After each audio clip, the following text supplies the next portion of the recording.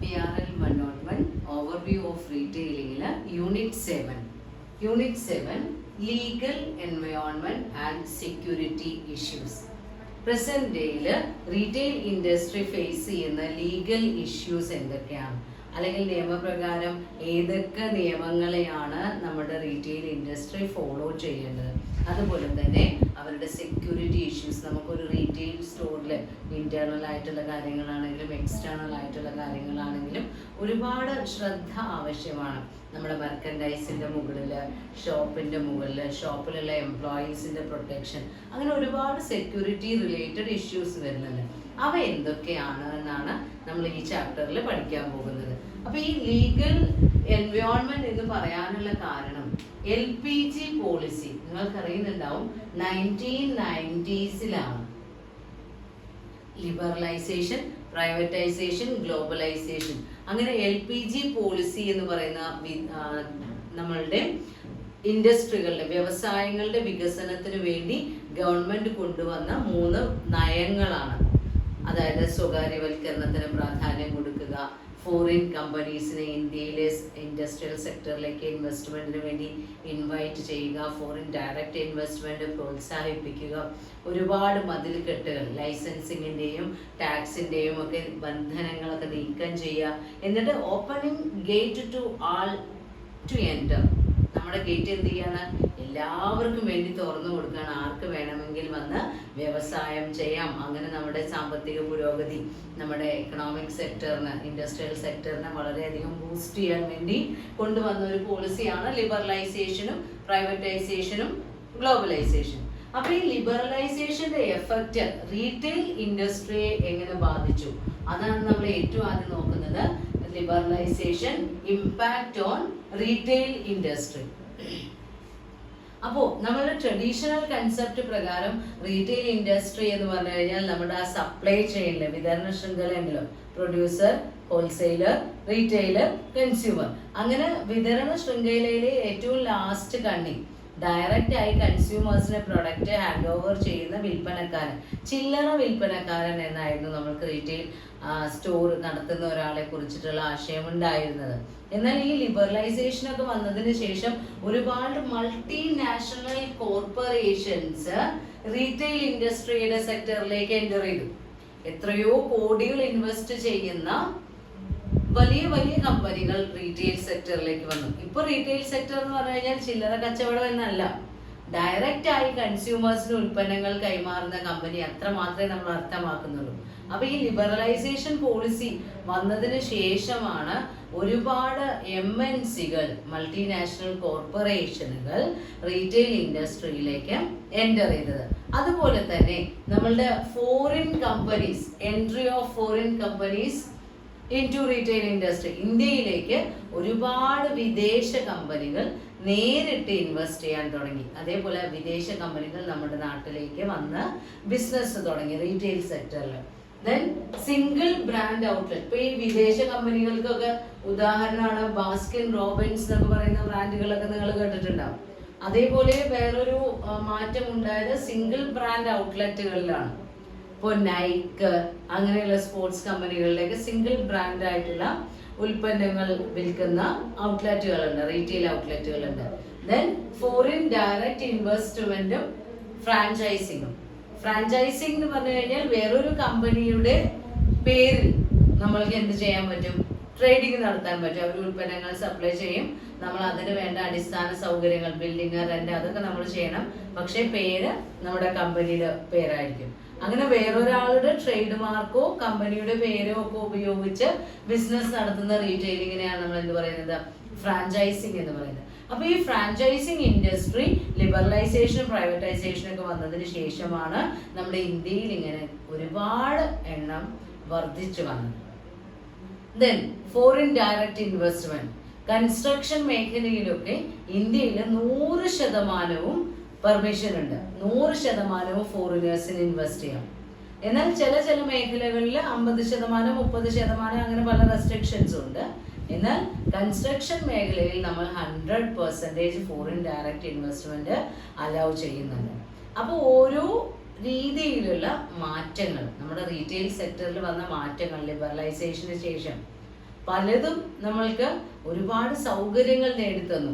ഏതോ വിദേശത്തുണ്ടാക്കുന്ന ഉൽപ്പന്നങ്ങൾ വരെ നമ്മുടെ തൊട്ടടുത്തുള്ള മാർക്കറ്റില് ഒരു മാള്, ഇപ്പോൾ പുതിയ കൺസെപ്റ്റുകളാണല്ലോ മാളുകൾ, വലിയ വലിയ ബിൽഡിങ്ങുകൾ കെട്ടുക, എന്നിട്ട് ആ ബിൽഡിങ്ങുകളിൽ ഒരുപാട് വെറൈറ്റി സ്റ്റോറുകൾ ഓപ്പൺ ചെയ്യുക, നമ്മുടെ വീട്ടിലേക്ക് ആവശ്യമായിട്ടുള്ള എല്ലാ പ്രൊഡക്റ്റും അവിടെ ഉണ്ടാവുകയും ചെയ്യും. അപ്പൊ അങ്ങനെയുള്ള മാൾ കൺസെപ്റ്റ് ഒക്കെ വന്നതിന് ശേഷം വെറൈറ്റി ഓഫ് പ്രൊഡക്ട്സ് നമുക്ക് അവൈലബിൾ ആയി. പക്ഷേ പണ്ടുണ്ടായിരുന്ന തരം ചെറിയ ചെറിയ ചില്ലറ കടകൾ ഇപ്പൊ കാണാനുണ്ടോ? അങ്ങനെയുള്ള കടകളിൽ നിന്ന് ആരെങ്കിലും എന്തെങ്കിലും വാങ്ങിക്കോ? ഇല്ല. അപ്പോൾ ഇൻവെസ്റ്റ്മെന്റ് ഔട്ട്ലേക്ക് കൂടി, റീറ്റെയിൽ എന്ന് പറയുന്നതിന്റെ സ്കോപ്പ് വർദ്ധിച്ചു. ഒരുപാട് പേർക്ക് തൊഴിൽ നൽകുന്ന ഒരു ലേബർ ഇന്റൻസീവ് ഇൻഡസ്ട്രിയാണ് റീറ്റെയിൽ മേഖല. അപ്പൊ ലിബറലൈസേഷനും പ്രൈവറ്റൈസേഷനും ഗ്ലോബലൈസേഷനും വന്നതിന് ശേഷം ഒരു ഡ്രാസ്റ്റിക് ചേഞ്ച് ആണ് റീറ്റെയിൽ സെക്ടറിൽ നടന്നിട്ടുള്ളത്. ഇന്ത്യയെ സംബന്ധിച്ചിടത്തോളം ഇന്ത്യ ഒരു അണ്ടർ ഡെവലപ്പിംഗ് നാഷൻ ആയിരുന്നു, വികസിച്ചുകൊണ്ടിരിക്കുന്ന രാജ്യമായിരുന്നു. ഇന്നൊക്കെ വളരെയധികം വ്യത്യാസങ്ങളുണ്ട്. നമ്മൾ 90s കാര്യമാണ് പറയുന്നത്.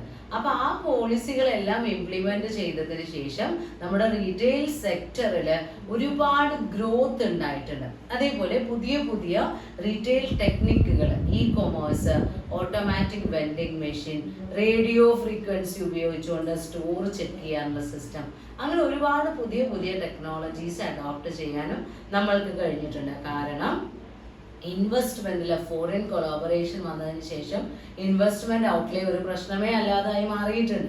അപ്പോൾ ഒരുപാട് മാറ്റങ്ങൾ ഇന്ത്യൻ മേഖലയിൽ, ഇപ്പൊ എക്സ്പോർട്ട് പ്രൊമോഷൻ, ക്യാപിറ്റൽ ഗുഡ്സിന്റെ ഒക്കെ കേസിൽ ഓരോ 2005 ഒക്കെ ഓരോ പോളിസികൾ റിവൈസ് ചെയ്ത് വരുമ്പോൾ ഓരോ സെക്ടറിനും വേണ്ട പ്രത്യേകം കാര്യങ്ങൾ കൂടുതൽ നിയന്ത്രണങ്ങൾ ഇല്ലാതെ നടപ്പിലാക്കാൻ കഴിഞ്ഞിട്ടുണ്ട്. ഒരുപാട് ഫോറിൻ കമ്പനികൾ ഇന്ത്യയിലേക്ക് വന്നു, ഒരുപാട് ക്വാളിറ്റി പ്രോഡക്റ്റ് നമ്മൾക്ക് അവൈലബിൾ ആയി തുടങ്ങി. നമ്മൾക്കും ഏത് വിദേശ രാജ്യത്തേക്ക് വേണമെങ്കിൽ എക്സ്പോർട്ട് ചെയ്യാനുള്ള ഫെസിലിറ്റിയുമായി. ഇമ്പോർട്ടിംഗ് ആൻഡ് എക്സ്പോർട്ടിംഗ് റെസ്ട്രിക്ഷൻസ് അതിന്റെ അത്രയും കാഠിന്യങ്ങൾ കുറയ്ക്കുകയാണ് ചെയ്തത്. അതുകൊണ്ട് തന്നെ ഒരുപാട് പേര് ഈ മേഖലയിലേക്ക് ഇൻവെസ്റ്റ്മെന്റിന് വന്നു. Labour and capital intensive industry ആയത് കാരണം കൂടുതൽ ഗ്രോത്ത്, നമ്മുടെ GDP-യിലൊക്കെ വളരെയധികം വർധനവ് ഉണ്ടാവാൻ ഈ പോളിസികൾ കാരണമായിട്ടുണ്ട്. Existing legal issues. പ്രസന്റില് റീറ്റെയിൽ ബിസിനസ് ഫേസ് ചെയ്യുന്ന പ്രധാനപ്പെട്ട നിയമ പ്രശ്നങ്ങൾ എന്തൊക്കെയാണ്? ഏറ്റവും ആദ്യം വരുന്ന സെക്ടർ റിയൽ എസ്റ്റേറ്റ് സെക്ടറാണ്. നമ്മളിപ്പോൾ റീറ്റെയിൽ ബിസിനസ് നടത്താൻ വേണ്ടി ലാൻഡ് അക്വയർ ചെയ്യേണ്ടി വരും, ചിലപ്പോൾ ലീസിന് എടുക്കേണ്ടി വരും, ചിലപ്പോൾ ബിൽഡിംഗ് വാങ്ങിക്കേണ്ടി വരും, ബിൽഡിംഗ് കൺസ്ട്രക്ട് ചെയ്യേണ്ടി വരും, ബിൽഡിംഗ് വാടകയ്ക്ക് എടുക്കേണ്ടി വരും. അങ്ങനെ ഒരുപാട് റിയൽ എസ്റ്റേറ്റ് റിലേറ്റഡ് പ്രോബ്ലംസ് വരാറുണ്ട്. അപ്പൊ അതിൽ പ്രധാനമായി റീറ്റെയിൽ ഇൻഡസ്ട്രി ഫേസ് ചെയ്യുന്ന പ്രോബ്ലം എന്ന് പറയുന്നത് ഒന്ന്, lack of legislation four creating uniform stamp duty. എല്ലാ പ്രദേശങ്ങളിലും എല്ലാ സ്ഥലത്തും ബാധകമായിട്ടുള്ള ഒരു ഏകീകൃത രജിസ്ട്രേഷൻ നികുതിയില്ല. അതാണ് ഒന്നാമത്തെ പ്രശ്നം. ദെൻ രണ്ടാമതായി വരുന്നത് replacement of urban ceiling and rent control act. Urban ഏരിയയിൽ അതുപോലെ തന്നെ നമ്മൾ ബിൽഡിങ്ങുകൾ വാങ്ങിക്കുകയോ റെന്റ് കൊടുക്കുകയോ റെന്റിന് എടുക്കുകയോ ഒക്കെ ചെയ്യുന്ന ആ സമയത്ത് വരുന്ന റെന്റ് സീലിംഗിന്റെ ഒക്കെ റെന്റ് കൺട്രോളിന്റെ ഒക്കെ പ്രോബ്ലം, അങ്ങനെയുള്ള നിയമപ്രശ്നങ്ങൾ നേരിടേണ്ടി വരാറുണ്ട്. ദെൻ ലാൻഡ് യൂസ് കൺവേർഷൻ, നിങ്ങൾ കേട്ടിട്ടുണ്ടാവും, തരം മാറ്റം എന്നൊക്കെ കേട്ടിട്ടുണ്ടാവും.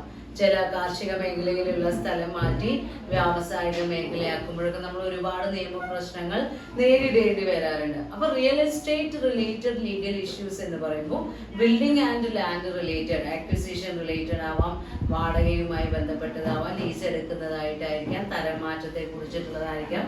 എന്താണെങ്കിലും വിവിധ തരത്തിലുള്ള നിയമത്തിന്റെ നൂലാമാലകൾ നമ്മുടെ റീറ്റെയിൽ ഇൻഡസ്ട്രിയെ ബാധിക്കാറുണ്ട്. ഏത് സെക്ടറില്? Real estate sector. ദെൻ അടുത്തത് വർക്ക് ഫോഴ്സ് ആണ്. റീറ്റെയിൽ ഇൻഡസ്ട്രിയിൽ നമ്മൾ ഉപയോഗിക്കുന്ന വർക്ക് ഫോഴ്സ്, ഹ്യൂമൻ എലമെന്റ് എന്ന് പറയുന്നത് ഒഴിവാക്കാൻ പറ്റാത്തതാണ്. നമ്മൾ തുടങ്ങുമ്പോൾ തന്നെ പറയാറുണ്ട്, റീറ്റെയിൽ ഇൻഡസ്ട്രി എന്ന് പറഞ്ഞു കഴിഞ്ഞാൽ ലേബർ ആൻഡ് ക്യാപിറ്റൽ ഇന്റൻസീവ് ഇൻഡസ്ട്രിയാണ്. അപ്പൊ അത്രയും തൊഴിലാളികൾക്ക് പ്രാധാന്യമുള്ള ഒരു സ്ഥാപനമാണ്. അപ്പൊ ഒരുപാട് തൊഴിലാളികളുടെ ഒരുപാട് സമയത്തെ പ്രയത്നം റീറ്റെയിൽ ഇൻഡസ്ട്രിക്ക് ആവശ്യമാണ്.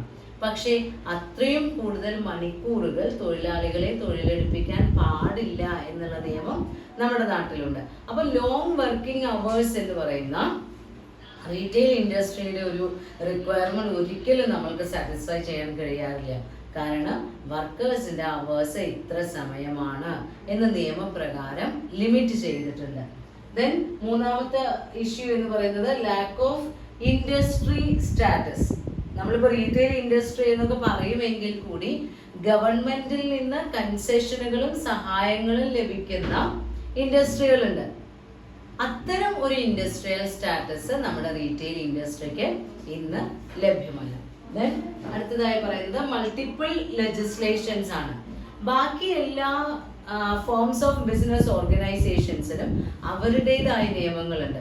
പാർട്ട്ണർഷിപ്പ് ആണെങ്കിൽ പാർട്ട്ണർഷിപ്പ് ആക്ട് ഉണ്ട്, ജോയിന്റ് സ്റ്റോക്ക് കമ്പനീസ് ആണെങ്കിൽ കമ്പനീസ് ആക്ട് ഉണ്ട്, അങ്ങനെ കോപ്പറേറ്റീവ് സൊസൈറ്റിക്ക് ആണെങ്കിൽ സഹകരണ നിയമമുണ്ട്. ഓരോ ബിസിനസ് ഓർഗനൈസേഷനും അവരുടേതായ നിയമങ്ങളുണ്ട്. എന്നാൽ ഈ റീറ്റെയിൽ ഇൻഡസ്ട്രിയിൽ ഇപ്പോൾ ഒരു ചെറിയ തുണിക്കട ആയിക്കോട്ടെ, ബേക്കറി ആയിക്കോട്ടെ, ചെറിയ ഫാൻസി ഐറ്റംസ് വിൽക്കുന്ന കടകളായിക്കോട്ടെ, അവർക്കൊക്കെ പല പല നിയമങ്ങളെ ഫോളോ ചെയ്യേണ്ടി വരും. ഏതെങ്കിലും ഒരു സിംഗിൾ ലോ പ്രകാരമല്ല ഇവ കൺട്രോൾ ചെയ്യപ്പെടുന്നത്. ഒരുപാട് ലോകളെ ഇവർ അനുസരിക്കേണ്ടി വരും. ഇപ്പോൾ രജിസ്റ്റർ ചെയ്യുകയാണെങ്കിൽ ലൈസൻസ് ആക്ടുകൾ, അതേപോലെ തന്നെ ഫുഡ് ഐറ്റംസ് ഒക്കെ വിൽക്കുന്നുണ്ടെങ്കിൽ ഫുഡ് അഡൾട്ടറേഷൻ പ്രിവെൻഷൻ ഒക്കെ ഉണ്ടല്ലോ, FPO, ഫുഡ് പ്രൊട്ടക്ഷൻ കൗൺസിലിന്റെ അംഗീകാരം വേണ്ടി വരും. അങ്ങനെ ഓരോ കാര്യങ്ങൾക്കും ഒരുപാട് നിയമങ്ങൾ, ഒരൊറ്റ സിംഗിൾ ലോ ഫോളോയിങ് അല്ല നമ്മളുടെ റീറ്റെയിൽ സെക്ടറിനുള്ളത്. ദെൻ അടുത്തതായി പറയുന്നത് ഇത്രയും പ്രോബ്ലംസ്, അതായത് മൾട്ടിപ്പിൾ ലെജിസ്ലേഷൻസ് വരെയുള്ള പ്രോബ്ലം ഏതൊക്കെയാ പറഞ്ഞത്? Real estate, work force, lack of industry status, multiple legislation, അത്രയും നിയമപ്രശ്നങ്ങളാണ് ഇന്ന് പ്രസന്റ് ഡേയിലുള്ള എല്ലാ റീറ്റെയിൽ ഇൻഡസ്ട്രികളും ഒരുപോലെ ഫേസ് ചെയ്യുന്നു. Next topic retail industry related acts. ഏതൊക്കെ നിയമങ്ങളാണ് നമ്മളുടെ റീറ്റെയിൽ ഇൻഡസ്ട്രിയെ അഫക്റ്റ് ചെയ്യുന്നത്? അതിൽ first act shops and establishment act. നമ്മുടെ നാട്ടിലുള്ള അസംഘടിത തൊഴിലാളികളുണ്ട്, അൺഓർഗനൈസ്ഡ് സെക്ടർ എന്ന് പറയുന്നത്. അങ്ങനെയുള്ള അൺഓർഗനൈസ്ഡ് സെക്ടറിലുള്ള വർക്കേഴ്സിന് ആ വർക്കേഴ്സിന്റെ പേയ്മെന്റ്, ഓവർ ടൈം, അവർക്ക് കിട്ടേണ്ട ഹോളിഡേ, അവർ പിരിഞ്ഞു പോകുമ്പോൾ അവർക്ക് ലഭ്യമാവേണ്ട ആനുകൂല്യങ്ങൾ, അവർക്കുള്ള മറ്റ് അവകാശങ്ങൾ, ഇവയെല്ലാം സംരക്ഷിക്കാൻ വേണ്ടി കൊണ്ടുവന്ന നിയമമാണ് shops and establishment act. Factories ആക്ടിന് കീഴിൽ വരാത്ത എല്ലാ സ്ഥാപനങ്ങളും ഈ ഷോപ്സ് ആൻഡ് എസ്റ്റാബ്ലിഷ്മെന്റ് ആക്ടിൽ വരും. അപ്പൊ നമ്മുടെ റീറ്റെയിൽ സെക്ടറിലുള്ള സ്ഥാപനങ്ങളെല്ലാം ഏകദേശം ഈ കാറ്റഗറിയിലുള്ളവരാണ്, അൺഓർഗനൈസ്ഡ് വർക്കേഴ്സ് ഉള്ളവരാണ്. അവർക്ക് മിനിമം എത്ര രൂപ പേയ്മെന്റ് കൊടുക്കണം, എങ്ങനെയാണ് PF-ന്റെ പ്രത്യേകതകൾ, ESI എങ്ങനെ വേണം, മറ്റ് സൗകര്യങ്ങൾ എങ്ങനെ വേണം, അതിനെ കുറിച്ച് എല്ലാം എക്സ്പ്ലെയിൻ ചെയ്യുന്ന നിയമമാണ് ഇത്. ദെൻ രണ്ടാമത്തെ ആക്ട് ആണ് കൺസ്യൂമേഴ്സ് പ്രൊട്ടക്ഷൻ ആക്ട് 1986, 1986 ഉപഭോക്തൃ സംരക്ഷണ നിയമം. പൈസ കൊടുത്ത് സാധനങ്ങളോ സേവനങ്ങളോ വാങ്ങി ഉപയോഗിക്കുന്ന ആളാണ് ഉപഭോക്താക്കൾ. ആ ഉപഭോക്താക്കൾക്ക് ഒരുപാട് അവകാശങ്ങളുണ്ട്. ഉദാഹരണമായി റൈറ്റ് ടു ബി പ്രൊട്ടക്റ്റഡ്. പൈസ കൊടുത്ത് വാങ്ങുന്ന ഉൽപ്പന്നങ്ങൾ ഉപയോഗിച്ച് നമ്മൾക്ക് യാതൊരു അപകടവും വരാൻ പാടില്ല, അങ്ങനെ സംരക്ഷിക്കപ്പെടേണ്ട അവകാശമുണ്ട്. Right to be informed. പ്രൊഡക്റ്റിനെ കുറിച്ചിട്ടുള്ള എല്ലാ വിവരങ്ങളും അറിയാനുള്ള അവകാശമുണ്ട്. Right to be heard. നമ്മൾക്ക് എന്തെങ്കിലും പരാതികൾ ഉണ്ടെങ്കിൽ കേൾക്കപ്പെടാനുള്ള അവകാശമുണ്ട്. Right for redressal. നമ്മൾക്ക് എന്തെങ്കിലും ഒരു നഷ്ടം ഉണ്ടായാൽ അതിന് നഷ്ടപരിഹാരം ലഭ്യമാവാനുള്ള അവകാശമുണ്ട്. അങ്ങനെ ഉപഭോക്താക്കൾക്ക് ഒരുപാട് അവകാശങ്ങളുണ്ട്. ആ അവകാശങ്ങളെ സംരക്ഷിക്കാനുള്ള നിയമമാണ് കൺസ്യൂമർ പ്രൊട്ടക്ഷൻ ആക്ട്. ദെൻ മൂന്നാമത്തേത് പ്രിവെൻഷൻ ഓഫ് ഫുഡ് അഡൾട്ടറേഷൻ ആക്ട് 1954, 1954 ഭക്ഷ്യ സംരക്ഷണ നിയമം. ഭക്ഷണത്തിൽ മായം ചേർക്കാതെ ലഭ്യമാക്കണം എന്നുള്ളതാണ് നിയമം. അപ്പോൾ ഈ ഫുഡ് പ്രോഡക്റ്റ് ഡീൽ ചെയ്യുന്ന ഒരു റീറ്റെയിലർ ആണെങ്കിൽ അദ്ദേഹം വിൽക്കുന്ന പ്രോഡക്ട്സിന്റെ കളറ്, അതിന്റെ ലേബൽ, അതിന്റെ കണ്ടന്റ്, ഇവയെല്ലാം കൺസ്യൂമേഴ്സിനെ യാതൊരു തരത്തിലും ആരോഗ്യത്തെ ഹാനികരമായി ബാധിക്കുന്നതല്ല എന്ന് ഉറപ്പുവരുത്തണം. അപ്പോൾ protection to health of consumers, അത് ആ പ്രൊഡക്റ്റിന്റെ ആർട്ടിഫിഷ്യൽ കളർ ആയിക്കോട്ടെ, ലേബൽ ആയിക്കോട്ടെ, യാതൊരു വിധത്തിലും കൺസ്യൂമേഴ്സിനെ ദോഷം വരുത്തുന്ന പ്രൊഡക്റ്റുകൾ റീറ്റെയിലേഴ്സ് ഹാൻഡിൽ ചെയ്യാൻ പാടില്ല. ദെൻ നാലാമത്തെ നിയമമാണ് standard of weight and measures act. കൃത്യമായ അളവിലും തൂക്കത്തിലും ഉൽപ്പന്നങ്ങൾ വിൽക്കണം എന്ന് പറയുന്ന നിയമമാണിത്. As per this law the manufacturer must record the MRP, quantity and other details of the product on its label. ഒരു പ്രോഡക്റ്റ് പാക്ക് ചെയ്ത് വിൽക്കുന്ന സമയത്ത് നോക്കിയാൽ കാണാവുന്ന രീതിയിൽ അതിന്റെ ക്വാണ്ടിറ്റിയും പ്രൈസും എല്ലാം രേഖപ്പെടുത്തണം എന്നുള്ളത് നിർബന്ധമാണ്. കൃത്യമായ അളവിലും തൂക്കത്തിലും വേണം പ്രോഡക്ട്സ് കൺസ്യൂമേഴ്സിന് വിൽക്കേണ്ടത്. അതല്ലാതെ അവരെ വഞ്ചിക്കുന്ന രീതിയിലുള്ള മാൽ പ്രാക്ടീസസ് ഒഴിവാക്കാൻ വേണ്ടിയാണ് ഇങ്ങനൊരു നിയമം കൊണ്ടുവന്നിട്ടുള്ളത്. ദെൻ അഞ്ചാമത്തെ നിയമമാണ് സെയിൽ ഓഫ് ഗുഡ്സ് ആക്ട് 1930, വിൽപ്പന കരാർ നിയമം. സെയിൽസ്, എഗ്രിമെന്റ് ടു സെല്ല്, അതേപോലെ തന്നെ title of goods, injurious goods, unfair trade practice, fair trade practice, ഇങ്ങനെയുള്ള കാര്യങ്ങളെല്ലാം കവർ ചെയ്യുന്ന നിയമമാണ്. അപ്പോൾ ഉപഭോക്താക്കൾക്ക് വിൽപ്പന നടത്തുന്ന സമയത്ത് അതിന്റെ ഉടമസ്ഥാവകാശം എങ്ങനെയായിരിക്കണം, ലീസിന് എടുക്കുകയാണെങ്കിൽ ആ സമയത്ത് ടൈറ്റിലിനെ കുറിച്ചെല്ലാം നമ്മൾ വ്യക്തമായി നോക്കി മനസ്സിലാക്കണം. അപ്പോൾ വിൽക്കുന്നവനും വാങ്ങുന്നവനുമുള്ള അവകാശങ്ങളും ചുമതലകളും, ആ ഉൽപ്പന്നങ്ങൾ ഏത് കാറ്റഗറിയിൽ വരുന്നതാണ്, അവ ഏത് രീതിയിൽ ഹാൻഡിൽ ചെയ്യണം, അങ്ങനെയുള്ള എല്ലാ വിശദാംശങ്ങളും പറയുന്ന നിയമമാണ് സെയിൽ ഓഫ് ഗുഡ്സ് ആക്ട്. അതായത് ഗുഡ്സിന്റെ title, description, sale by sample, warranty, condition, ഇതൊക്കെ നമ്മുടെ സെയിൽ ഓഫ് ഗുഡ്സ് ആക്ടിന്റെ കീഴിൽ വരുന്നതാണ്. വാറണ്ടി എന്നൊക്കെ പറഞ്ഞു കഴിഞ്ഞാൽ നമ്മൾ വിൽക്കുന്ന പ്രോഡക്റ്റിന്റെ ക്വാളിറ്റി ഉറപ്പുവരുത്താൻ വേണ്ടി 2 വർഷമൊക്കെ നമ്മൾ ഫ്രീ സർവീസ് ഒക്കെ കൊടുക്കും. ഗ്യാരണ്ടി ആണ് എന്ന് പറഞ്ഞു കഴിഞ്ഞാൽ ചിലപ്പോൾ നമ്മൾക്ക് പ്രൊഡക്റ്റിന്റെ ഡിഫക്റ്റിന് പകരം റീപ്ലേസ്മെന്റ് വരെ കിട്ടും, അല്ലെങ്കിൽ ക്യാഷ് കിട്ടും. എന്നാൽ വാറണ്ടിയിൽ അങ്ങനെയല്ല, റിപ്പയർ മാത്രമേ ചെയ്ത് കിട്ടുള്ളൂ. അപ്പോൾ ഇതെല്ലാം എങ്ങനെയാണ് കണ്ടീഷൻസ് ഓഫ് വാറണ്ടി വരേണ്ടത്, ഇംപ്ലൈഡ് കണ്ടീഷൻ എന്താണ്, ഗ്യാരണ്ടി എന്താണ്, ഇതിനെ കുറിച്ചൊക്കെ എക്സ്പ്ലെയിൻ ചെയ്യുന്ന നിയമമാണ് സെയിൽ ഓഫ് ഗുഡ്സ് ആക്ട്. അപ്പൊ ഏകദേശം 10-13 നിയമങ്ങൾ റീറ്റെയിൽ ഇൻഡസ്ട്രിയെ ബാധിക്കുന്നുണ്ട്. അതിലുള്ള ആദ്യത്തെ 5 എണ്ണമാണ് നമ്മൾ പറയുന്നത്: shop and establishment act, consumers protection act, prevention of food and adulteration act, standard of weight and measures act, sale of goods act. Retail ഇൻഡസ്ട്രിയെ അഫക്ട് ചെയ്യുന്ന 5 നിയമങ്ങളെ കുറിച്ച് നമ്മൾ പറഞ്ഞു. ദെൻ 6ാമത്തെ നിയമമാണ് essential commodities act 1955. 1955 essential commodities act എന്ന് പറയുന്ന ഒരു നിയമം ഗവൺമെന്റ് കൊണ്ടുവന്നിട്ടുണ്ട്. ആ നിയമപ്രകാരം അവർ എക്സ്പ്ലെയിൻ ചെയ്തിട്ടുള്ള, അല്ലെങ്കിൽ അവർ സ്പെസിഫൈ ചെയ്തിട്ടുള്ള ചില പ്രോഡക്റ്റുകൾ ഒരിക്കലും ഞങ്ങൾ വിൽക്കില്ല എന്ന് റീറ്റെയിലേഴ്സിന് പറയാൻ കഴിയില്ല.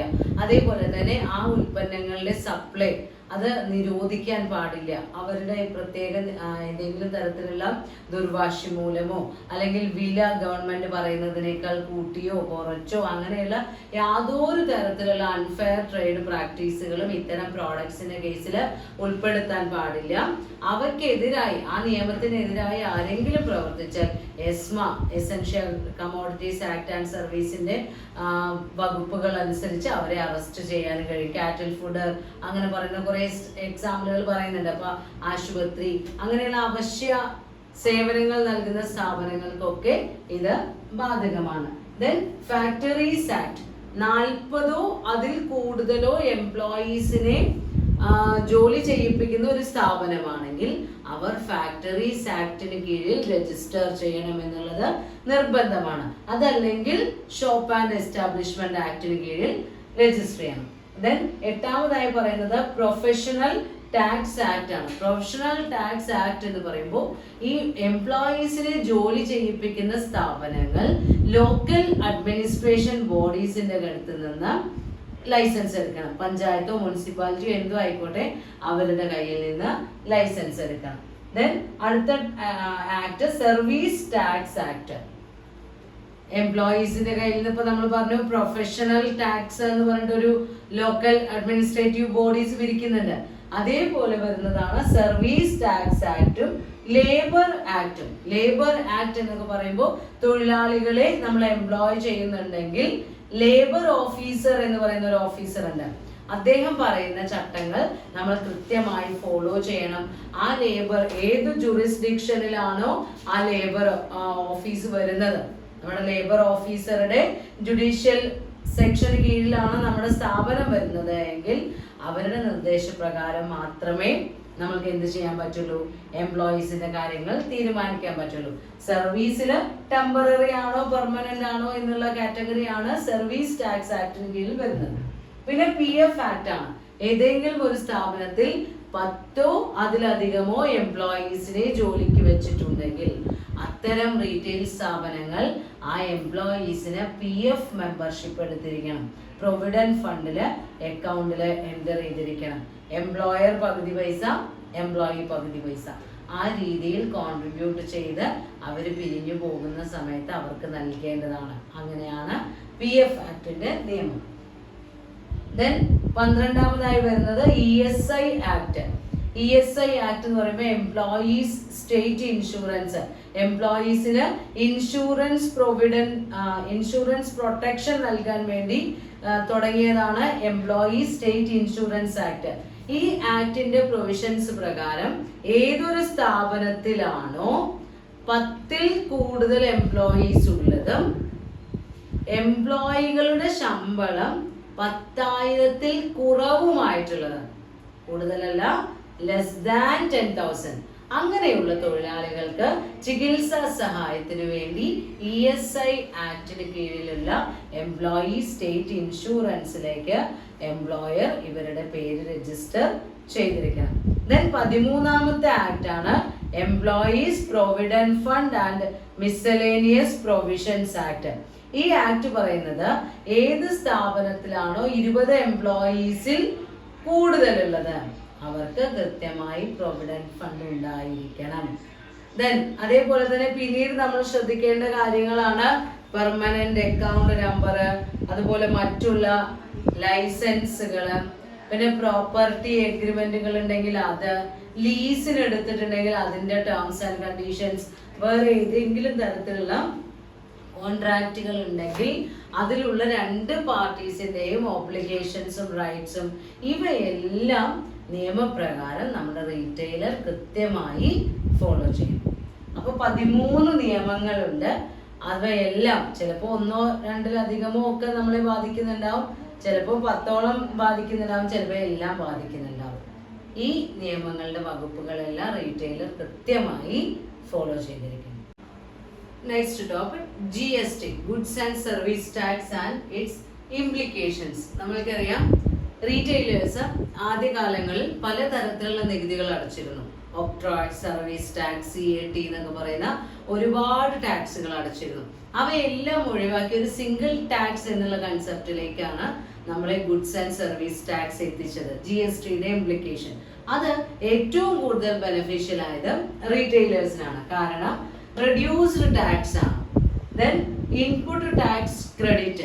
മാനുഫാക്ചറർ മുതൽ നമ്മൾ ഈ goods and service tax apply ചെയ്ത് വരുമ്പോൾ ഈ റീറ്റെയിലേഴ്സിന്റെ ടാക്സ് ബർഡൻ വളരെ കുറവാണ്. അത് കാൽക്കുലേഷനിലാണെങ്കിലും അതിന്റെ പേയ്മെന്റിലാണെങ്കിലും കസ്റ്റമേഴ്സിനെ അത് പറഞ്ഞ് മനസ്സിലാക്കുന്നതിനാണെങ്കിലും എല്ലാം GST വളരെയധികം ബെനിഫിഷ്യൽ ആണ്. Then efficiency in supply chain.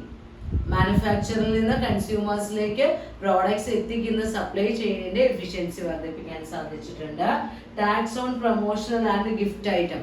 നമ്മുടെ റീറ്റെയിലേഴ്സ് നമ്മുടെ ഏറ്റവും ലോയൽ ആയ കൺസ്യൂമേഴ്സിനൊക്കെ പലതരത്തിലുള്ള പ്രോഡക്ട്സ് ഒക്കെ ഗിഫ്റ്റ് ഒക്കെ ആയിട്ട് കൊടുക്കാറുണ്ട്, സെയിൽസ് പ്രൊമോഷന് വേണ്ടിയൊക്കെ. അത്തരം ഗിഫ്റ്റ് അല്ലെങ്കിൽ പ്രൊമോഷണൽ ഗുഡ്സിനെ കറന്റ് പോളിസി പ്രകാരം GSTയിൽ നിന്ന് ഒഴിവാക്കിയിട്ടുണ്ട്. Then growth of retail market. നമ്മൾക്കറിയാം റീറ്റെയിൽ സെക്ടർ എപ്പോഴും വളർന്നുകൊണ്ടിരിക്കുകയാണ്. അപ്പോൾ GSTയും അതിന് ഒരു ബൂസ്റ്റപ്പ് ആയിട്ട് പ്രവർത്തിക്കുന്നുണ്ട്. ദെൻ ബെറ്റർ സ്ട്രാറ്റജീസ്, നമ്മുടെ സപ്ലൈ ചെയിൻ സ്ട്രാറ്റജിയിൽ ഏറ്റവും കൂടുതൽ ഒന്നുകൂടെ റീതിങ്ക് ചെയ്ത് നല്ല നല്ല സ്ട്രാറ്റജി ഇംപ്ലിമെന്റ് ചെയ്യാൻ വേണ്ടി റീറ്റെയിലേഴ്സിനെ നമ്മുടെ GST പ്രോംപ്റ്റ് ചെയ്യുന്നുണ്ട്. പിന്നെ വരുന്നതാണ് റെഡ്യൂസ് കോംപ്ലിക്കേഷനും ബെനിഫിഷ്യൽ ഫോർ സ്റ്റാർട്ടപ്പ് ഇൻഡസ്ട്രികൾക്ക് ഒരുപാട് വർഷം അല്ലെങ്കിൽ ആദ്യത്തെ കുറച്ച് വർഷങ്ങളൊന്നും ഒരു പർട്ടിക്കുലർ ടേൺ ഓവർ എത്തുന്നത് വരെ, പ്രോഫിറ്റ് ലെവൽ എത്തുന്നത് വരെ ടാക്സ് അടയ്ക്കേണ്ട, അങ്ങനെ ഒരുപാട് ബെനിഫിറ്റ്സ് നമ്മുടെ ഗവൺമെന്റ് ചെയ്തു കൊടുക്കുന്നുണ്ട്. അപ്പോൾ GST കോംപ്ലിക്കേഷൻസ് കുറയ്ക്കുകയും അതേപോലെ സ്റ്റാർട്ടപ്സിനൊക്കെ വളരെയധികം ബെനിഫിഷ്യലായി പ്രവർത്തിക്കുകയും ചെയ്യുന്നുണ്ട്. ഇപ്പം GST വന്നതുകൊണ്ട് റീറ്റെയിലേഴ്സിന് ബെനിഫിറ്റ്സ് മാത്രമേ ഉണ്ടായിട്ടുള്ളൂ.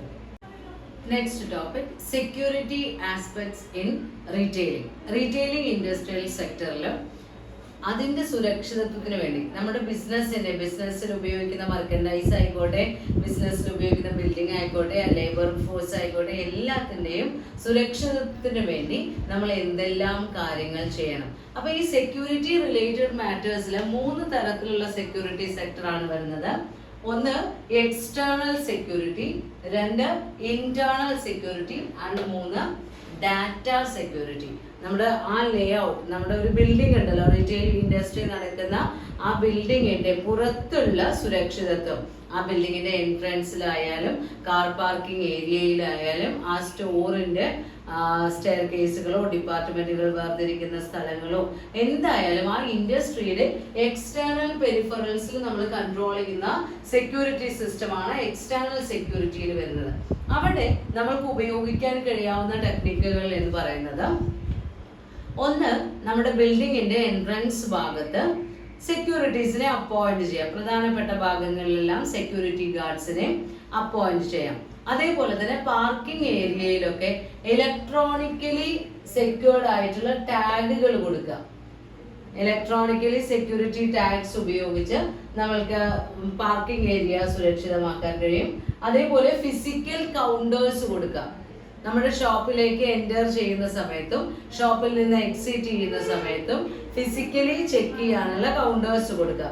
അതേപോലെ തന്നെ ക്ലോസ്ഡ് സർക്യൂട്ട് ടെലിവിഷൻ, CCTV വയ്ക്കാം. അപ്പോൾ പാർക്കിംഗ് ഏരിയയിലാണെങ്കിലും സ്ഥാപനത്തിന്റെ പുറത്ത്, സ്ഥാപനത്തിലേക്ക് കയറി വരുന്ന സ്ഥലമായിക്കോട്ടെ, സ്ഥാപനത്തിന്റെ ഔട്ട്സൈഡ് ഏരിയ ആയിക്കോട്ടെ, ഏതെങ്കിലും പുറത്തേക്ക് പോകുന്ന വഴി ആയിക്കോട്ടെ, ആ അപ്രോച്ചിങ് ഏരിയാസിലെല്ലാം CCTV ഉപയോഗിക്കുക എന്നുള്ളതും എക്സ്റ്റേണൽ സെക്യൂരിറ്റി റെമഡിയൽ മെഷറായി നമ്മൾക്ക് ഉപയോഗിക്കാൻ കഴിയുന്നതാണ്. ദെൻ രണ്ടാമത്തെ സെക്ഷൻ ആണ് ഇന്റേണൽ സെക്യൂരിറ്റി, സ്ഥാപനത്തിനകത്തുള്ള സുരക്ഷിതത്വം. ആർക്കൊക്കെയാ സുരക്ഷിതത്വം വേണ്ടത്? ഏറ്റവും പ്രധാനപ്പെട്ടത് നമ്മുടെ മർക്കൻഡൈസ് ഉൽപ്പന്നങ്ങൾ. അവ പലരും എടുത്തുകൊണ്ട് പോകും. ഷ്രിങ്കേജിൽ നമ്മൾ പഠിച്ചതാണ്. എംപ്ലോയീസിന്റെ കാരണങ്ങൾ കൊണ്ട് നഷ്ടപ്പെടാം, കസ്റ്റമേഴ്സിന്റെ പ്രവർത്തികൾ മൂലം നമുക്ക് സ്റ്റോക്കിൽ നഷ്ടം സംഭവിക്കാം. അപ്പൊ ഇത്തരം മെർക്കൻഡൈസ് അറേഞ്ച് ചെയ്യുന്ന സമയത്ത് നമ്മൾ ശ്രദ്ധിക്കേണ്ടത്, ഒരുപാട് സ്ഥലത്ത് നിന്ന് നമ്മുടെ സപ്ലയേഴ്സിന് ഒരാൾക്ക് അല്ലെങ്കിൽ വേറൊരാൾക്ക് വ്യൂവബിൾ ആയിട്ടുള്ള രീതിയിൽ വേണം മെർക്കൻഡൈസ് അറേഞ്ച് ചെയ്യേണ്ടത്. അതല്ലാതെ ഒരു സെക്ടർ ഒരാൾക്ക് മാത്രമേ കാണാൻ കഴിയുമെങ്കിൽ അദ്ദേഹത്തിന്റെ കണ്ണൊന്ന് മാറുന്ന സമയത്ത് അവിടെ എന്താ സംഭവിക്കുന്നത് വേറെ ആരും അറിയില്ല. അപ്പൊ എല്ലാവർക്കും മെയിൻ കാഷ്യറുടെ കൗണ്ടർ എന്ന് പറയുന്നത് ആ സ്ഥാപനം മൊത്തം കാണുന്ന രീതിയിലായിരിക്കണം. മൾട്ടി സ്റ്റോറിഡ് ബിൽഡിങ്ങിലൊന്നും നമ്മൾക്ക് അത് നടക്കില്ല എങ്കിൽ കൂടി സെക്ഷൻ വൈസ് ആയിട്ട് കാഷ്യർക്ക് ആ മൊത്തം ഏരിയ വിസിബിൾ ആയ രീതിയിൽ വേണം അദ്ദേഹത്തിന്റെ സീറ്റ് അറേഞ്ച് ചെയ്യേണ്ടത്. 2 or 3 items must be allowed for trial. നമ്മൾ ടെക്സ്റ്റൈലൊക്കെ ആണെങ്കിൽ 2 or 3 ഡ്രസ്സ് മാത്രം എടുത്തിട്ട് ട്രയൽ റൂമിലേക്ക് പോകാൻ അനുവദിക്കുക. തിരിച്ചു വരുമ്പോൾ അതൊക്കെ കയ്യിലല്ലേ ഇല്ലേ, അല്ലെങ്കിൽ അവിടെ കൃത്യമായ ഹാങ്ങറുകളിൽ ഇട്ടിട്ടില്ലേ എന്ന് പരിശോധിക്കുക. ട്രയൽ റൂമിലേക്ക് കയറുന്ന സ്ഥലം, ആ എൻട്രൻസ് പൊസിഷൻ എന്ന് പറയുന്നത് 3 or 4 സപ്ലയേഴ്സിന് നോക്കിയാൽ കാണാവുന്ന രീതിയിലായിരിക്കണം. അവിടെ പ്രോപ്പർ മിറർ അറേഞ്ച്മെന്റ്സ് ഒക്കെ ഉണ്ടായിരിക്കണം. ദെൻ അടുത്തതായി പറയുന്നത്, ഇപ്പോ നമ്മൾ ഇന്റേണൽ സെക്യൂരിറ്റിയുടെ കേസാണ് പറഞ്ഞുകൊണ്ടിരുന്നത്. അതിലെ സ്റ്റോർ ഡിസൈൻ, അതിൽ വരുന്ന കാര്യങ്ങളാണ് ഇതൊക്കെ. സ്റ്റോറിന്റെ എൻട്രൻസില് അതുപോലെ എക്സിറ്റില് കൃത്യമായ റാക്കുകൾ അലൗ ചെയ്യുന്നത്, അതൊക്കെ. അവിടെ കസ്റ്റമേഴ്സ് ആണെങ്കിലും എംപ്ലോയീസ് ആണെങ്കിലും ഏതെങ്കിലും തരത്തിൽ ഗുഡ്സ് എടുത്തുകൊണ്ട് പോകാൻ സാധ്യതയുണ്ടോ. അതേപോലെ സെക്യൂരിറ്റി റൂം ഉണ്ടായിരിക്കും, അത് എൻട്രൻസിന് അടുത്ത് തന്നെ വേണം. വളരെ പെട്ടെന്ന് നമുക്ക് വിളിച്ചാൽ എത്തുന്ന രീതിയിൽ വേണം സെക്യൂരിറ്റീസിന്റെ റൂം നൽകേണ്ടത്. അതേപോലെ വളരെ പെട്ടെന്ന് എടുത്തു കൊണ്ടുപോകാൻ പറ്റുന്ന ചെറിയ ചെറിയ വസ്തുക്കളൊന്നും കൗണ്ടറിനടുത്ത് സൂക്ഷിക്കാതിരിക്കാം. അങ്ങനെ കുറേ കാര്യങ്ങൾ നമുക്ക് ഇന്റേണൽ സെക്യൂരിറ്റി സിസ്റ്റത്തിൽ അറേഞ്ച് ചെയ്യാം. ദെൻ വരുന്നത് എംപ്ലോയി സ്ക്രീനിങ് ആൻഡ് ട്രെയിനിങ്.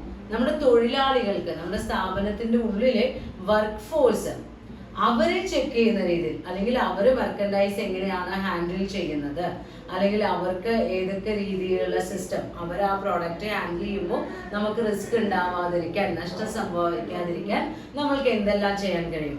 അതിൽ ഫസ്റ്റ് ടെക്നിക്കാണ് ബാർകോഡിങ്.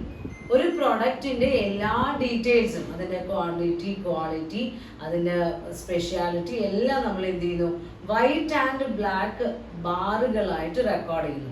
അപ്പോൾ ഓരോ ഡാറ്റയുടെയും വ്യത്യാസം അനുസരിച്ച് ആ ബാറുകളുടെ വിത്തില് വ്യത്യാസമുണ്ടാകും. അങ്ങനെ ബാർകോഡ് റീഡർ, ആ ബാർകോഡ് റീഡർ ഉപയോഗിച്ച് കഴിഞ്ഞാൽ നമുക്ക് ആ പ്രോഡക്റ്റിന്റെ ഡീറ്റെയിൽസ് പെട്ടെന്ന് തന്നെ നമ്മുടെ കമ്പ്യൂട്ടറിലേക്ക് ഡീകോഡ് ചെയ്തെടുക്കാൻ പറ്റും. അപ്പൊ എംപ്ലോയീസിന് പോലും അറിയുന്നുണ്ടായിരിക്കില്ല ആ പ്രോഡക്ട്സിന്റെ വിശദാംശം. അപ്പൊ ബാർകോഡ് സിസ്റ്റം അഡോപ്റ്റ് ചെയ്യാം. ദെൻ ഇലക്ട്രോണിക് ആർട്ടിക്കിൾ സർവൈലൻസ് എന്ന് പറയുമ്പോൾ പ്രോഡക്ട്സിലൊക്കെ ചെറിയ ചെറിയ ഇലക്ട്രോണിക് ആർട്ടിക്കിൾസ് ഫിറ്റ് ചെയ്തിട്ടുണ്ടായിരിക്കും. ആ പ്രോഡക്റ്റ് കറക്റ്റായി നമ്മൾ പർച്ചേസ് ചെയ്ത് ബില്ല് ചെയ്ത് കാഷ്യറുടെ അടുത്ത് എത്തുന്ന സമയത്ത് ആ ഇലക്ട്രോണിക് ആർട്ടിക്കിൾ അവർ റിമൂവ് ചെയ്യും. അത് കസ്റ്റമേഴ്സിന് റിമൂവ് ചെയ്യാൻ പറ്റാത്ത രീതിയിലായിരിക്കും അത് ഫിക്സ് ചെയ്തിട്ടുണ്ടായിരിക്കാം. സെക്യൂരിറ്റി ആസ്പെക്ട്സ് ഇൻ റീറ്റെയിൽ ഇൻഡസ്ട്രിയിൽ ഇന്റേണൽ സെക്യൂരിറ്റിയാണ് നമ്മൾ പറഞ്ഞുകൊണ്ടിരുന്നത്. അതിൽ ഇലക്ട്രോണിക് ആർട്ടിക്കിൾസ് വെച്ചുകൊണ്ടുള്ള സിസ്റ്റം, ഇലക്ട്രോണിക് ആർട്ടിക്കിൾസ് പ്രൊഡക്റ്റിൽ ഫിറ്റ് ചെയ്യുന്നു, അത് ക്യാഷ് റിമൂവ് ചെയ്യുന്നു. ബൈ ചാൻസ് ആരെങ്കിലും അത് ബില്ല് അടയ്ക്കാതെ കൊണ്ടുപോകുന്നുണ്ടെങ്കിൽ അത് ബീപ്പ് സൗണ്ട് ക്രിയേറ്റ് ചെയ്യും. ദെൻ അടുത്ത സിസ്റ്റം എന്ന് പറയുന്നത് ഇലക്ട്രോണിക് ഷെൽഫ് ലേബിൾസ് ആണ്. മെർക്കൻഡൈസ് സ്റ്റോർ ചെയ്യുന്ന ലേബിൾസ്, ഷെൽഫുകൾക്ക് ഇലക്ട്രോണിക് ലേബിൾസ് കൊടുക്കുക. അപ്പൊ ആ ഷെൽഫിൽ എന്തെല്ലാം പ്രോഡക്ട്സ് ഉണ്ട്, ഒരു പർട്ടിക്കുലർ പ്രോഡക്റ്റ് ഏത് സ്പേസിൽ വരുന്നതാണ്, അതെല്ലാം വളരെ പെട്ടെന്ന് മനസ്സിലാക്കാനും അതിന്റെ ഹാൻഡ്ലിങ്ങിൽ വരുന്ന ഷോർട്ടേജുകളോ അല്ലെങ്കിൽ മിസ് ഹാൻഡ്ലിങ്ങോ അല്ലെങ്കിൽ എടുത്തുകൊണ്ട് പോകുന്നുണ്ടോ എന്നുള്ളതൊക്കെ ചെക്ക് ചെയ്യാൻ വളരെ വേഗം കഴിയും. ഇത് ഇന്ത്യയിൽ ഇപ്പോൾ പ്രാക്ടിക്കലായി നടപ്പിലാക്കാൻ തുടങ്ങിയിട്ടില്ല, അത് ജസ്റ്റ് ഇൻഫാൻസി സ്റ്റേജിൽ എത്തിയിട്ടേ ഉള്ളൂ. ദെൻ അടുത്തതാണ് CCTV, ക്ലോസ്ഡ് സർക്യൂട്ട് ടിവികൾ വെക്കാം. ഇപ്പൊ നമ്മൾ എക്സ്റ്റേണൽ സെക്യൂരിറ്റിയുടെ കേസ് പറഞ്ഞിരുന്നു, പാർക്കിംഗ് ഏരിയയിലെല്ലാം നമ്മൾക്ക് അത്ര തന്നെ കൗണ്ടറിനുള്ളിൽ നിന്ന് നോക്കിയാൽ കാണാത്ത ഏരിയകളിലേക്ക്, കോർണറുകളിലൊക്കെ CCTV ക്യാമറാസ് വെക്കണം. അതേപോലെ നമ്മുടെ സ്റ്റോറിനുള്ളിലും പല പല റാക്കുകൾക്കിടയിലോ അല്ലെങ്കിൽ പ്രോഡക്ട്സ്, വില കൂടിയ പ്രോഡക്ട്സ് ഇരിക്കുന്ന സ്ഥലത്തോ ഒക്കെ കൃത്യമായി CCTV വെക്കാം. ദെൻ നമ്മുടെ വില കൂടിയ ഉൽപ്പന്നങ്ങളൊക്കെ ഹാൻഡിൽ ചെയ്യുന്ന ഷോറൂമുകളാണെങ്കിൽ അതൊക്കെ പർട്ടിക്കുലർ ഡിസ്പ്ലേ ബോക്സുകളിലും പർട്ടിക്കുലർ ഷേപ്പിലുള്ള സ്റ്റോറേജ് ഏരിയകളിലും അവയ്ക്കെതിരെ എല്ലാം പ്രോപ്പർ CCTV എല്ലാം വെച്ച് ചെക്ക് ചെയ്യാം. ദെൻ നമ്മുടെ സെയിൽസ്മാൻ ആണെങ്കിൽ സെയിൽസ് ഗേൾ ആണെങ്കിൽ നമ്മൾക്കറിയാം ജ്വല്ലറികളിലൊക്കെ കയറി പോകുന്ന സമയത്ത് നമ്മൾ ചെക്ക് ചെയ്യും, അവിടെ നിന്ന് ഇറങ്ങി പോരുമ്പോഴും ചെക്ക് ചെയ്യും. വളരെ കുറച്ച് ലഗേജ് മാത്രമേ അവരുടെ കയ്യിൽ സൂക്ഷിക്കാൻ നമ്മൾ സമ്മതിക്കുള്ളൂ. കാരണം ഫുഡ്, മറ്റുള്ള സൗകര്യങ്ങളെല്ലാം അവിടെ നിന്ന് കൊടുക്കും.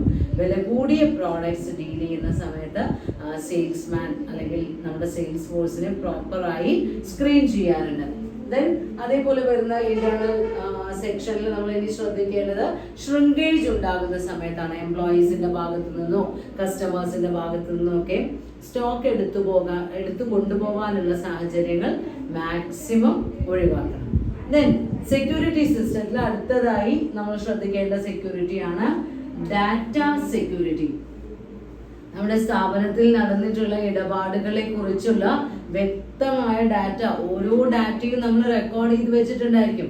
അപ്പൊ റെക്കോർഡ് ചെയ്ത് വെച്ച ഡാറ്റ, ഇന്ന് ഇലക്ട്രോണിക് എക്യുപ്മെന്റ്സ് ഉപയോഗിച്ചാണ് നമ്മൾ എല്ലാ ഡീലിങ്സ് നടത്തുന്നത്. അപ്പൊ ഈ സ്റ്റോർ ചെയ്ത് വെച്ച ഡാറ്റ ഒരിക്കലും പോവാത്ത രീതിയിലുള്ള ബാക്കപ്പോട് കൂടിയ സിസ്റ്റംസ് വേണം. അപ്പൊ ഏതൊക്കെ സെക്ഷനിലാണ് നമ്മൾ ഈ സെക്യൂരിറ്റി സിസ്റ്റം ഇംപ്ലിമെന്റ് ചെയ്യേണ്ടത്? ഒന്ന്, ആക്സസ് ലെവൽ ബൈ യൂസേഴ്സ്. നമ്മുടെ സിസ്റ്റം, ഡാറ്റ സ്റ്റോർ ചെയ്തിട്ടുള്ള സിസ്റ്റത്തിലേക്ക് ഈ നമ്മുടെ സ്ഥാപനത്തിനുള്ളിലുള്ള ആളുകളാണെങ്കിലും അത് ആക്സസ് ചെയ്യാൻ പ്രോപ്പർ കോഡുകളോ സെക്യൂരിറ്റി സിസ്റ്റംസോ ഒക്കെ അഡോപ്റ്റ് ചെയ്യണം. എന്നിട്ട് ആർക്കാണോ അതിന് അധികാരമുള്ളത് അവർക്ക് മാത്രം ഡാറ്റ ആക്സസ് ചെയ്യാൻ പറ്റുന്ന രീതിയിൽ നമ്മൾ സെക്യൂരിറ്റി സിസ്റ്റം എനേബിൾ ചെയ്യേണ്ടതാണ്. ദെൻ രണ്ടാമതായി വരുന്നത് റിക്കവർ മാനേജ്മെന്റ് ആണ്. എന്തെങ്കിലും സാഹചര്യവശാൽ ഡാറ്റ ലോസ്റ്റ് ആയി കഴിഞ്ഞാൽ അത് വളരെ പെട്ടെന്ന് റിക്കവർ ചെയ്യാൻ പറ്റുന്ന രീതിയിൽ, ഇപ്പോൾ ഒരാഴ്ചത്തെ ബാക്കപ്പ് അങ്ങനെയൊക്കെ പെട്ടെന്ന് കറണ്ട് ഫെയിലിയർ ഒക്കെ, അതിപ്പോൾ റീറ്റെയിൽ ഷോറൂമുള്ള ചെറിയ കടകളൊക്കെ ആണെങ്കിൽ അതിനൊക്കെയുള്ള ബാക്കപ്പ് സിസ്റ്റം കൃത്യമായി നമ്മളുടെ സോഫ്റ്റ്വെയറിലോ ഡാറ്റ ഇൻസ്റ്റാൾ ചെയ്യുമ്പോഴോ നമ്മൾ ശ്രദ്ധിക്കേണ്ടതാണ്. ദെൻ പേയ്മെന്റ് ഗേറ്റ്വേസ് ആണ്. ക്യാഷിൻ്റെ ഡീലിങ്സ് നടത്തുമ്പോൾ, പേയ്മെൻറ്റുകൾ നടത്തുമ്പോഴും അതിന് പ്രോപ്പർ സെക്യൂരിറ്റി ഓതൻറ്റിഫിക്കേഷൻ നടത്തേണ്ടതാണ്. ദെൻ ലാസ്റ്റിൽ വരുന്നത് security audit of IT system. നമുക്ക് IT ഡിപ്പാർട്ട്മെന്റ്, വലിയ വലിയ സ്ഥാപനങ്ങളൊക്കെ ആണെങ്കിൽ, ഇപ്പോൾ ഹോസ്പിറ്റൽസ് ഒക്കെ ആണെങ്കിൽ അവർക്ക് അവരുടേതായ IT സിസ്റ്റം ഉണ്ടായിരിക്കും. അപ്പോൾ ഒരു ഓവറോൾ കൺട്രോളിങ്, മൊത്തത്തിൽ നമ്മുടെ സിസ്റ്റത്തിൽ കയറുന്ന ഡാറ്റ എങ്ങനെ എന്തെങ്കിലും മാനിപ്പുലേഷൻസ് നടക്കുന്നുണ്ടോ, ഡാറ്റ പ്രൈമറി എൻട്രൻസ് കഴിഞ്ഞ് വീണ്ടും അതിൽ എന്തെങ്കിലും ആൾട്ടറേഷൻസ് നടത്തുന്നുണ്ടോ എന്നെല്ലാം നമ്മുടെ സെക്യൂരിറ്റി സിസ്റ്റം, ഡാറ്റ സെക്യൂരിറ്റി സിസ്റ്റത്തിൻ്റെ സൂപ്പർവൈസേഴ്സ് ശ്രദ്ധിക്കണം. അതിന് ഇടയ്ക്കിടയ്ക്ക് ഓഡിറ്റുകളൊക്കെ നടത്തണം. അപ്പോൾ ഈ ചാപ്റ്ററിൽ നമ്മൾ പഠിച്ചത്, ഒരു റീറ്റെയിൽ ഷോറൂം ആണെങ്കിൽ അത് ഏത് ഇൻഡസ്ട്രിയിലുള്ളതായിക്കോട്ടെ, ടെക്സ്റ്റൈൽ ഇൻഡസ്ട്രിയോ മെഡിസിനോ കോസ്മെറ്റിക്സോ ഏതായാലും അല്ല, ഫുഡ് പ്രോഡക്റ്റോ എന്താണെങ്കിലും ആ നമ്മുടെ റീറ്റെയിൽ ഇൻഡസ്ട്രി, ആ ഷോറൂം ഏതെല്ലാം നിയമങ്ങൾക്ക് കീഴിൽ വരുന്നു, ഏകദേശം 13ഓളം നിയമങ്ങളുടെ പേര് നമ്മൾ പറഞ്ഞു, ഏതെല്ലാം നിയമങ്ങൾക്ക് കീഴിൽ വരുന്നു.